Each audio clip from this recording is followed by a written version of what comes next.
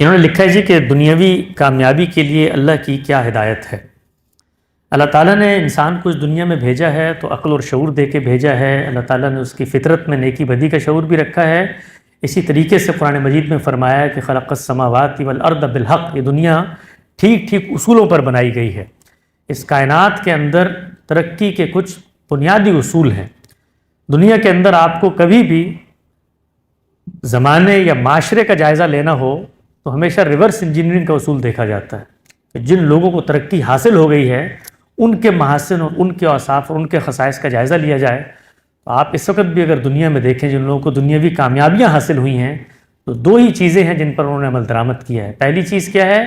علم میں برتری، یعنی آپ علم کی فضا پیدا کرتے ہیں، علم کو پروان چڑھاتے ہیں۔ علم جو ہے وہ تقلید کا مخالف ہے۔ علم ہمیشہ پیدا ہوتا ہے کرٹیکل تھنکنگ سے، علم پیدا ہوتا ہے تجزیاتی طور پر لوگوں کو ابھارنے سے۔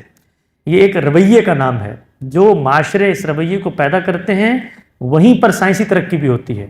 یہ مادی ترقی جو ہے یہ یکا یک ایک دن میں پیدا نہیں ہو جاتی، بلکہ اس کے لیے انسان ایک رویہ پیدا کرتا ہے۔ اس رویے کا آغاز آپ کے گھر سے ہوتا ہے، آپ کے تعلیمی نظام سے ہوتا ہے، آپ کے اسٹیٹ اسٹرکچر سے ہوتا ہے، آپ کے جو دانشور ہیں، جو حکماء ہیں، جو فلاسفہ ہیں، ان کی تعلیم اور ان کی تربیت سے ہوتا ہے کہ سوچو، غور کرو، تنقید کرو، اختلاف کرو، اور اس اختلاف کے نتیجے میں نئی راہیں کھلتی ہیں۔